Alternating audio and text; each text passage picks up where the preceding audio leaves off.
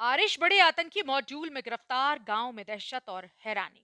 खबर पश्चिमी यूपी के जनपद बिजनौर से है। बिजनौर के थाना रेहड़ क्षेत्र के मच्छमार गांव का नाम आज पूरे जिले में चर्चा का विषय बना हुआ है। गांव का 22 वर्षीय युवक आसिफ उर्फ आरिश दिल्ली पुलिस की स्पेशल सेल द्वारा एक बड़े आतंकी मॉड्यूल में शामिल होने के आरोप में गिरफ्तार किया गया है। यह खबर सामने आते ही गांव में दहशत और हैरानी फैल गई। दिल्ली पुलिस के अनुसार यह आतंकी मॉड्यूल पाकिस्तान में बैठे गैंगस्टर शहजाद भट्टी के इशारों पर काम कर रहा था, जिसे आईएसआई से निर्देश मिलते थे। इसी मॉड्यूल से जुड़े 3 आरोपियों को स्पेशल सेल ने पकड़ा है। पंजाब का हरगुनप्रीत, मध्य प्रदेश का विकास और बिजनौर का आरिश। पुलिस का दावा है कि इन तीनों ने 25 नवंबर को गुरदासपुर सिटी पुलिस स्टेशन के बाहर हैंड ग्रेनेड हमला किया था। हमले की पूरी प्लानिंग, लोकेशन और निर्देश पाकिस्तान बैठे शहजाद भट्टी ने सोशल मीडिया और एनक्रिप्टेड एप्स के जरिए भेजे थे। गांव में सदमे जैसा माहौल। मच्छमार गांव के लोग आरिश को एक शांत और सामान्य लड़के के रूप में जानते हैं। वो हेयर कटिंग का काम करता था और पुणे, दिल्ली व औरंगाबाद के सैलूनों में काम करने के कारण अक्सर गांव से बाहर रहता था। परिवार का कहना है कि उन्हें बिल्कुल भी यकीन नहीं कि आरिश किसी आतंकी गतिविधि का हिस्सा हो सकता है। पिता अल्ताफ और मां मेरुनिशा सदमे में है और मीडिया से दूरी बनाए हैं। पड़ोसी भी ये कह रहे हैं, ये लड़का ऐसा कैसे कर सकता है।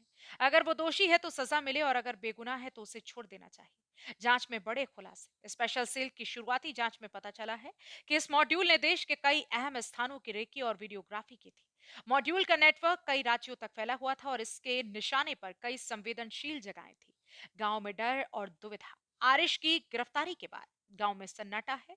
लोग घरों में बंद हैं और पूरे घटनाक्रम पर चर्चाएं तेज है। गांव के लोग इस सवाल से परेशान हैं कि एक छोटा सा गांव का युवक इतनी बड़ी साजिश तक कैसे पहुंच गया। अब सबकी नजर स्पेशल सेल की आगे की जांच पर है, जो बताएगी कि आरिश वास्तव में इस मॉड्यूल का हिस्सा था या किसी साजिश में फंस गया।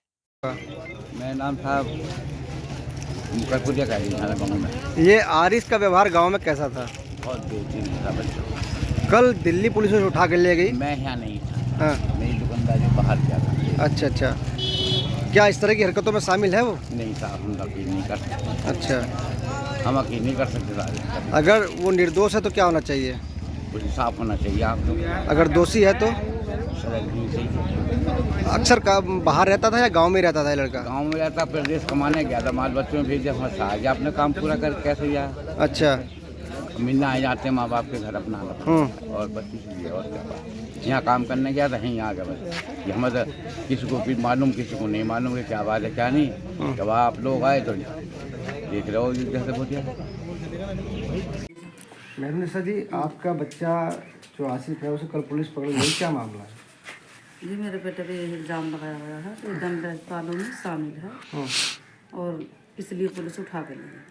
कल जब पुलिस आई थी, पुलिस ने क्या क्या आपसे बताया? उसने यही बताया कि तुम्हारे लड़के ने ऐसा करा, हमें इस बारे में कुछ मोबाइल के केस में उन्होंने बताया था। हाँ। और अब पता नहीं क्या क्या केस उस पर लगा रहे हैं। हाँ। इस चीज़ का हमारा बच्चा कभी ऐसा नहीं कर, कोई भी बात है तो आप इस चीज़ की जाँच पड़ताल कर सकते हैं। क्या बताया, कौन से बम धमाके में? नहीं पता। बम वैसे सामने यानी कि उसमें वो संदिग्ध है। हाँ। अच्छा अच्छा। कितना पढ़ा लिखा आपका बच्चा? ऐसे ही है 5-6 तक। 5 तक। ये गांव में कितने दिन से था यहाँ? अभी आया था 15 दिन है। 15 दिन गए। उससे पहले कितने दिन बाहर रहा है? ये ऐसे ही 3 महीने बाहर रहा। 3 महीने बाद आया था अभी। जी। आपका मेरा नाम अल्ताफ सर। अल्ताफ जी, आपके लड़के आसिफ को कल पुलिस यहाँ से ले गई दिल्ली, क्या मामला है? ये मामला ये है जी, इसे बेआई में फंसा गया है। इसने इंस्टाग्राम पर बात करी है किसी से, ये हमें नहीं मालूम। हमें जो बताया, हमें पुलिस वालों ने ये बताया कि ये बम ब्लास्ट में शामिल है। अच्छा। दिल्ली आपके लड़के की भी आप संदिग्ध ऐसी हरकत दिखी थी? कोई ऐसा कोई नहीं। फोन पर कितनी देर इस्तेमाल करता था रोज? ये फ़ोन पर बस वो यानी कि अपना फ़ोन यानी कि बंद भी रखता था और चालू भी। स्विच ऑफ भी करता था? नहीं, स्विच ऑफ तो अब होया बंद जब उसका फ़ोन फूट गया। अच्छा। तो ये पढ़ाई का कितना है? ये 5वीं पढ़ा हुआ। कहाँ इसने काम करा आपका? इसने दिल्ली करा, पूना करा, दिल्ली में करा, पूना में करा और औरंगाबाद करा। कब काम किया इसने यहाँ बाहर? ये बाहर ही जाते यानी कि वैसे तो घर पे कम, बाहर ही जाते रहता है जब यानी कि काम सीखा हुआ होता है। अच्छा। तो वो काम सीखा हुआ है सैलून। सैलून? हाँ, सैलून। अब कितने टाइम से गांव में था यहाँ? अब ये गांव में करीब 15 दिन से था, 3 महीने ये फर्म में। क्या नाम है आपका? विक्की हुसैन। विक्की हुसैन जी, आसिफ उफारिस यहाँ का ही निवासी है? जी यहीं का रहने वाले। अच्छा, जैसे कल उसको पुलिस यहाँ से उठाकर ले गई है और कहना है उनका कि ये दिल्ली घटना में जो बम धमाके में जो शामिल है, क्या कहना चाहते हैं? ऐसा कुछ नहीं है जी, वो लड़का इस टाइप का नहीं है बिल्कुल भी। गांव में रहता है, वो सबसे मिलनसार लड़का है, बड़ों की इज्जत करता है। अच्छा, क्या काम करता है? सैलून का काम करता है, वो बाहर रहता है और गांव में जब रहता है तो मजदूरी करता है। पिछले कितने दिन गांव में था वो? गांव में वो अभी 15-20 दिन से है। अच्छा, उससे पहले कहाँ गया हुआ था? उससे पहले इनके घर वालों ने बताया कि औरंगाबाद में गया था। औरंगाबाद? जी। औरंगाबाद कितने टाइम रात, मतलब कितने टाइम? वो मेरे ख्याल से 2-2.5 महीने रहा होगा। अच्छा, 2-2.5 महीने बाद वापस लौटा था? जी जी। और भी? अगर वो इस घटना में शामिल हुआ तो क्या कहना चाहिए? देखो जी, इस घटना में वो या कोई भी जो भी शामिल है, ये देशद्रोह है। देशद्रोह का मुकदमा लगना चाहिए, कड़ी से कड़ी सज़ा मिलनी चाहिए। अगर वो बच्चा या और भी जो निर्दोष हैं उनको जो है सज़ा से बचाना चाहिए। हम अपील करते हैं अपनी उत्तर प्रदेश सरकार से, भारतीय सरकार से, कि उन्हें जो है निर्दोष साबित करना चाहिए। अगर वो नहीं है तो, अगर इसमें हैं, सम्मिलित हैं इस केस में, तो उन्हें कड़ी से कड़ी सज़ा मिलनी चाहिए।